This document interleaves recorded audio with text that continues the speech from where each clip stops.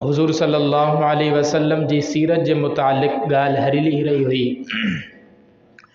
तो हुज़ूर सल्लल्लाहु अलैहि वसल्लम जी विलादत जेका हुई उहा रबीउल अव्वल महीने जे अंदर जॾहिं हुज़ूर सल्लल्लाहु अलैहि वसल्लम अञा वालदा जे शिकम मुबारक में हुया तो हुज़ूर सल्लल्लाहु अलैहि वसल्लम जी वालिद साहब इंतकाल करे वियो।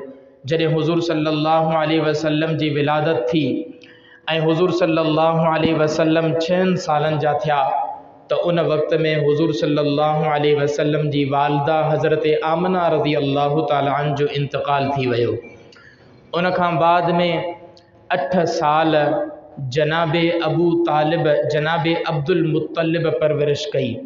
जॾहिं ॾाॾे ॾिठो पोटे जी इहा हालत थी वई आहे ऐं उन जी वालदा भी इंतकाल करे वई आहे ऐं उन जो वालिद साहब भी इंतकाल करे वियो आहे, अञा उहो नंढड़ी उम्र में आहे तो जनाबे अब्दुल मुत्तलिब ॾाॾे पाण सां इहो अहद कयो तो मां इन पोटे जी अहिड़ी परवरिश कंदुमि जो इन खे महसूस थियण न ॾींदुमि तो शायद कि इन जी माउ फोत थी वई आहे या इन जो पीउ फोत थी वियो आहे।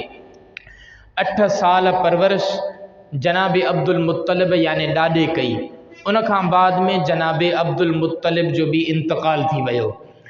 जॾहिं उन खां बाद में जनाबे अबू तालिब यानी हुज़ूर सल्लल्लाहु अलैहि वसल्लम जे चाचे परवरिश कई।